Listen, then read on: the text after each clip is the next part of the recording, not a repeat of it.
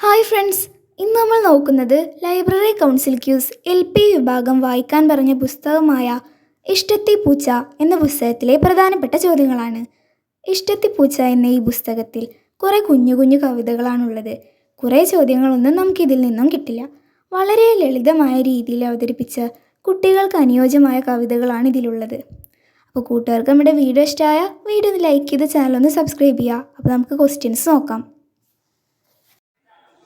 ഇഷ്ടത്തിപ്പൂച്ച എന്ന പുസ്തകം എഴുതിയതാര്? EM സുരജ.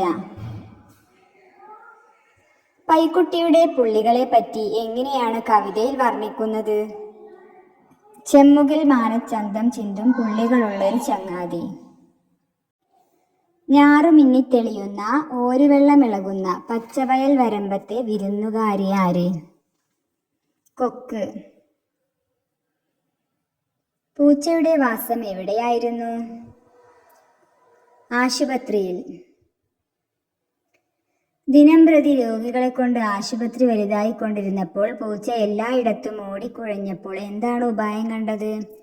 തന്നെപ്പോലെ 10-15 മക്കളെ പെറ്റു. നടുക്ക് ശൂന്യത്തെ ഒളിച്ചു വെക്കുന്ന വെയിൽ നിറമുള്ള പലഹാരം. മെതുവട അല്ലെങ്കിൽ ഉഴുന്നുവട.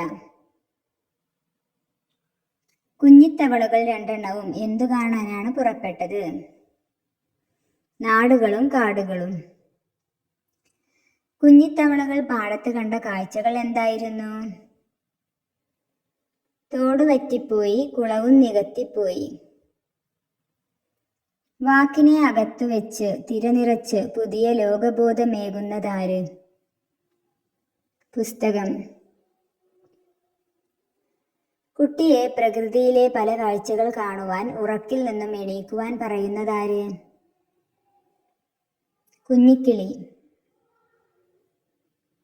4 പാടും കിളിപാടും നാട്ടുവാഴിയൊന്നിൽ 4 കൂട്ടി മുറുക്കി മെല്ലെ നടന്നു പോകുന്നതാര്? നാണിമുത്തശ്ശി. മുത്തശ്ശിയുടെ കാഴ്ച മങ്ങിയത് എങ്ങനെയെന്നാണ് കവി ഉപമിക്കുന്നത്? കണ്ണുനീരാൽ. മനുഷ്യന്റെ ബുദ്ധിയെ ജ്ഞാനത്താൽ കൂർപ്പിച്ച ഒരു ആയുധം ഏത്? വിദ്യാഭ്യാസം. ജീവിക്കാൻ വേണ്ടവ ബുദ്ധിയാൽ നേടുന്ന ജീവികൾ ആര്? മനുഷ്യർ. കാട്ടിലെന്താണ് സ്കൂളുകൾ ഇല്ലാത്തത് എന്ന ചോദ്യത്തിന് അമ്മ പറഞ്ഞ മറുപടി: കാട്ടിലെ മൃഗങ്ങൾ കുട്ടിത്തം വിട്ടുകഴിയുന്നതിന് മുമ്പേ ജീവിക്കാൻ പ്രാപ്തരായിത്തീർന്നിരിക്കും.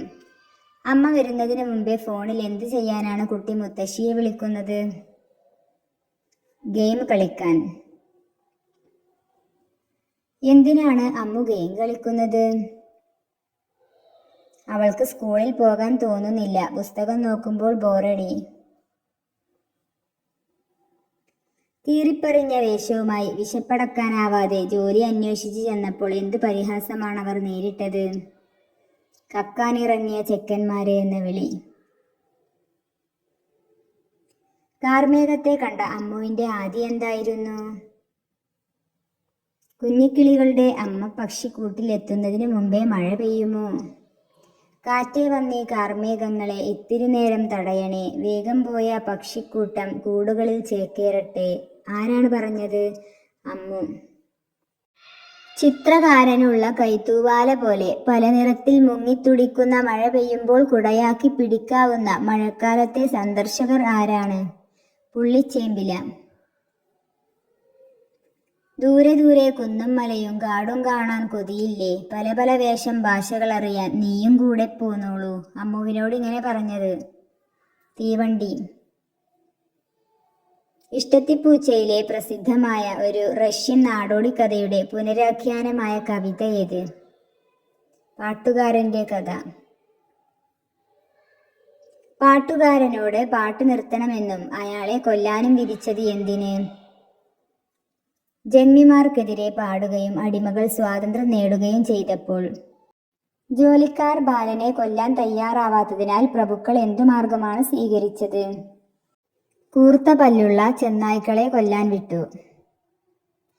മരങ്ങൾ ഉണ്ടാക്കുന്ന ഭക്ഷണം ഊറ്റിക്കുടിച്ച് മരത്തിൽ പറ്റിപ്പിടിച്ചു വളരുന്ന സസ്യം. ഇത്തിൽ കണ്ണി.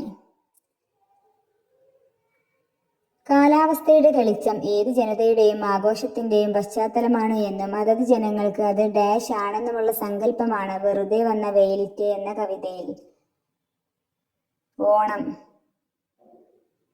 ഉത്സവപ്പറമ്പിൽ ഉണ്ണിയുടെ കയ്യിൽ നിന്നും എന്താണ് പാറിപ്പോയത്? ബലൂൺ.